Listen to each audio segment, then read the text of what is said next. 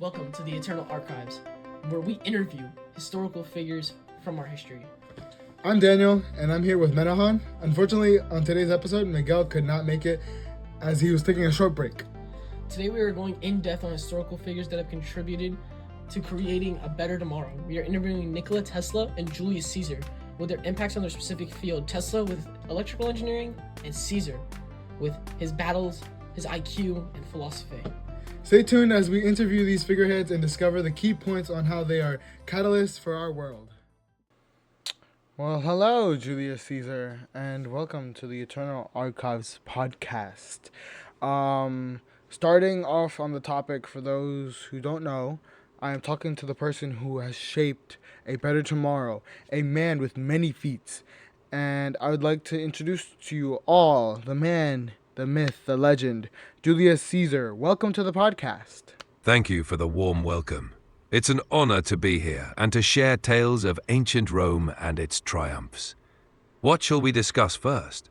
Let's start off with your childhood. The first question I'd like to ask is, what were some of the struggles you had growing up? Growing up, I faced many challenges, including navigating the complex political landscape of Rome and striving to uphold my family's honor.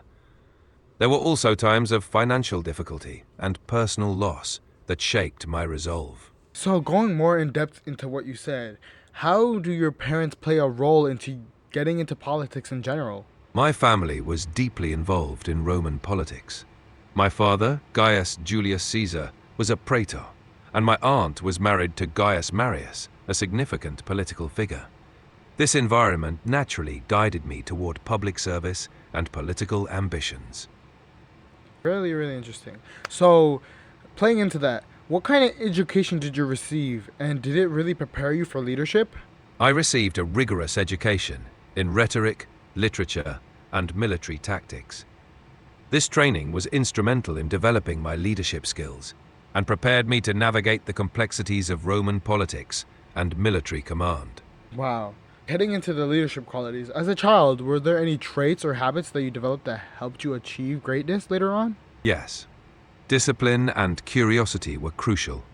From a young age, I was determined and eager to learn, always seeking knowledge and striving for excellence in all my endeavors. These traits helped shape my path to greatness. So, about your path to greatness, was there any skills or the culture around Rome at the time of your childhood? Did it really cultivate you as a young man, that it really provided you useful in your military and political career, do you think? Absolutely. The culture of Rome placed a strong emphasis on discipline, honor, and civic duty. These values were ingrained in me from a young age, shaping my skills in both military strategy and political maneuvering. It provided a solid foundation for my future endeavors. Interesting. Now let's talk about your peak of your career. So, what were some of the most challenging battles you had, and how did you overcome it? One of the most challenging battles was the Battle of Alesia. It required strategic brilliance and careful planning.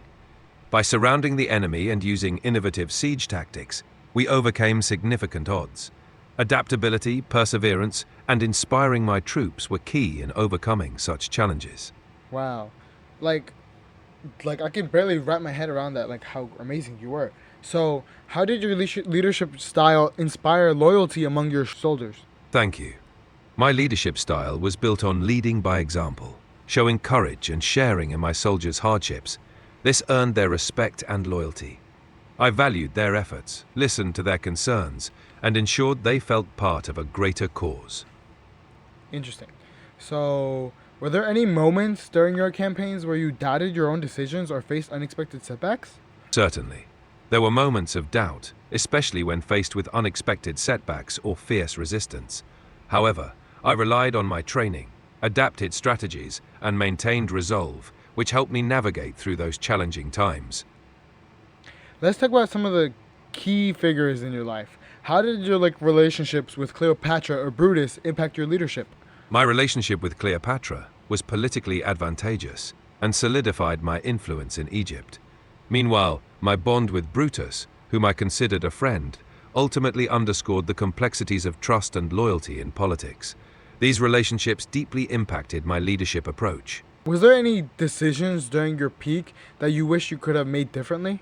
Certainly, there are decisions I might have reconsidered, such as underestimating the growing discontent among the Senate. Different diplomatic approaches might have prevented the betrayal that led to my downfall. How about personal qualities? Do you think some of those contributed to most of your success during your time? Yes, personal qualities like determination, resilience, and the ability to inspire others were pivotal. These traits helped me navigate the complexities of leadership and achieve success in my endeavors. All right. So finally, I'd like to talk about your death and the impact you have left afterwards. So, how did you feel about being betrayed by your close allies at the end? Being betrayed by those I trusted was deeply painful. It underscored the volatile nature of power and politics.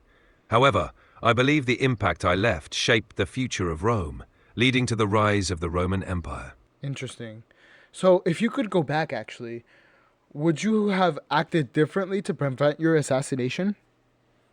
If I could, I might have been more cautious and attentive to the signs of discontent among my allies.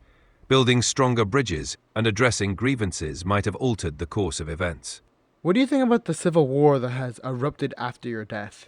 The civil war that followed my death was a tumultuous period for Rome, but it ultimately led to the rise of the Roman Empire under Augustus. It marked a significant transformation in Roman governance and history. Talking more into that, do you think that the assassination of yourself marked the true end of the Roman Republic? Yes. My assassination is often seen as a pivotal moment that signified the end of the Roman Republic. It set off a chain of events leading to the rise of the Roman Empire and a new era of governance. What do you think of the ways future generations remember and interpret your story? Future generations often view my story as a cautionary tale about power, ambition, and the complexities of leadership. It serves as a reminder of the fragile balance between authority and trust, and the impact of one's legacy on history. How do you feel about being seen as a symbol of both ambition and tyranny? It's a complex legacy. While I aim to bring stability and reform to Rome, I understand how my actions can be seen as both ambitious and tyrannical. History often interprets events through a dual lens. I agree with you, but how do you think the world has learned more from your triumphs? Let me rephrase that. Do you think that more people in the world have learned from your triumphs or your downfall? Both have offered valuable lessons. My triumphs illustrate the power of ambition and innovation, while my downfall highlights the importance of humility, caution, and understanding the limits of power. Both aspects contribute to a fuller understanding of leadership. Yeah, I really agree with that. So, adding on to it, do you think if you were given a chance, or just in general, if you had a chance, what advice would you give to those who seek power like you did? I would advise them to pursue power with integrity and wisdom, always mindful of the responsibilities it entails. Building trust, valuing allies, and staying grounded in the service of others can sustain their leadership and legacy. Finally, Julius Caesar, what advice would you like to give the viewers at home? Embrace ambition with humility. Strive for greatness with integrity. And always remember that true leadership lies in serving others and earning their trust. Thank you, Julius Caesar, so much for being on my podcast and answering these questions. May you have a good day. Thank you for having me. It was an honor. Farewell, and may your endeavors be fruitful. Before that, could you give us one final quote? Veni, vidi, vici. I came, I saw, I conquered. Farewell. Farewell now. Before we get into Nikola Tesla with Menahan, here's a word from our sponsor. Introducing the PlayStation 5 and PlayStation 5 Digital Edition consoles. A huge leap forward in the evolution of gaming from PlayStation. Get to the action lightning fast with an ultra-high-speed SSD. Immerse yourself in adventure with support for haptic feedback, adaptive triggers, and 3D audio technology with compatible headphones. Explore an all-new lineup of incredible games. Unleash new gaming possibilities that you never anticipated. with PlayStation 5. PlayStation. Welcome back. Now we head on to Menahunt with Nikola Tesla. All right, Nikola Tesla. Let's get into your early life. What inspired you to become an electrical engineer? In my early life, I was fascinated by the natural world and its mysteries. I was particularly inspired by my mother, who was a talented inventor in her own right. Seeing the potential of electricity to change the world, I was driven to harness this power and bring light to humanity. Throughout your life and early life, how did you incorporate the creativity and the engineering process into your work? Creativity was at the core of my engineering process. I often visualized my inventions in my mind, working through each detail before building anything. This allowed me to experiment and refine ideas purely in my imagination, blending creativity with rigorous scientific principles. So, when you talk about these scientific principles, is there any specific ones that you would like to mention today? Certainly, one key principle is alternating current, or AC. I believed in its potential for efficient power transmission over long distances. This principle revolutionized how we use electricity today. That's an amazing statement to even bring up. You brought up the fact that you could see your inventions even before inventing them. Can you please describe what that's like and how you incorporated that into all of your works? It's like having a vivid blueprint in my mind. I would mentally construct the entire device, picturing each part and how they fit together. This allowed me to foresee and solve potential issues before even starting physical work. It's a blend of imagination and precision.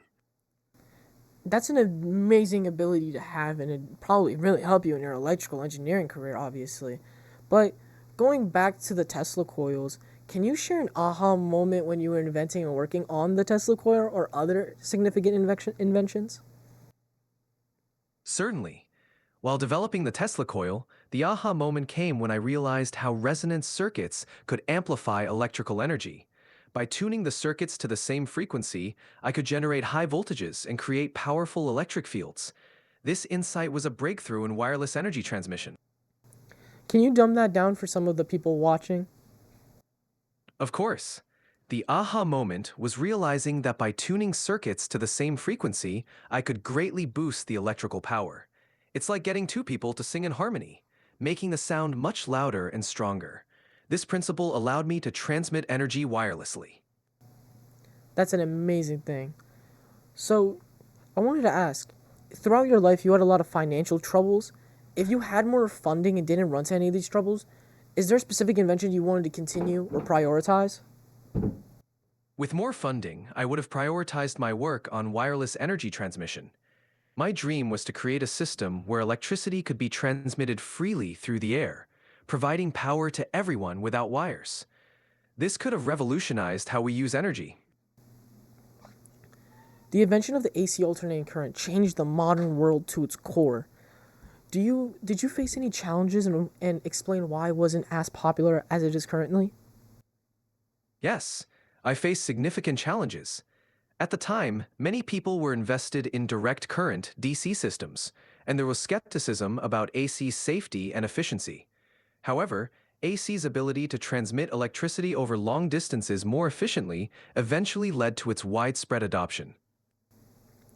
Can you go more into depth about the safety problems that you came through with AC power systems? Certainly. There were concerns that AC could be more dangerous than DC due to its higher voltages and the risk of electric shocks. Additionally, there was a strong campaign by proponents of DC, like Thomas Edison, who highlighted potential dangers. Over time, advancements in safety measures and infrastructure helped mitigate these concerns. You were able to push through all of these problems that you came through and all of these issues. What is just one piece of advice you would like to give future engineers and people who model themselves after you? My advice would be to always stay curious and persistent. Embrace challenges as opportunities to learn and innovate. Never be afraid to think differently and push the boundaries of what's possible. Now, let's go to your rivalries. How did your public rivalries with Thomas Edison and the War of the Currents affect your career and personal life? The rivalry with Thomas Edison, known as the War of the Currents, brought significant public attention. It was challenging, but it also helped to highlight the benefits of alternating current. Personally, it was difficult to face opposition, but it strengthened my resolve and commitment to my work. Who would you say won the War of the Currents? Would you say that it was more towards your win, or would you say Thomas Edison blew you through the water? In the end, the widespread adoption of alternating current suggests that AC won. It became the standard for power transmission due to its efficiency over long distances. So in that sense, it was a victory for my work and vision. So, do you personally believe that rivalries directly affected your inventions, either by furthering or pushing them back? Rivalries can be both challenging and motivating. In my case, they pushed me to work harder and refine my ideas. While they presented obstacles, they also drove me to innovate and prove the value of my work. So, in a way, they furthered my inventions. Towards the end of your career, you experienced a lot of financial troubles and faced, people would even say, insanity. Do you believe that this was caused by the financial problems, or do you believe this was caused just by lack of inspiration or anything else? Financial difficulties certainly played a significant role, as they limited my ability to continue my work and brought a great deal of stress. However, a combination of factors, including my relentless pursuit of new ideas and the challenges of the time, also contributed to the struggles I faced. To finish off this segment, what is one more piece of advice do you give to future engineers and future generations? My advice would be to always believe in your vision and persevere. Even when faced with setbacks, stay dedicated to your work and keep pushing the boundaries of innovation. Your persistence and creativity can lead to extraordinary achievements. Thank you so much, Nikola Tesla, for joining us on this podcast and this episode to bring a better tomorrow. Have a great day. Empezamos a la 1 y con la nota rápido nos dieron las 3. Perreamos toda la noche y nos dormimos a las 10. Ando rezando la Dios para repetirlo otra vez. Y nos fuimos en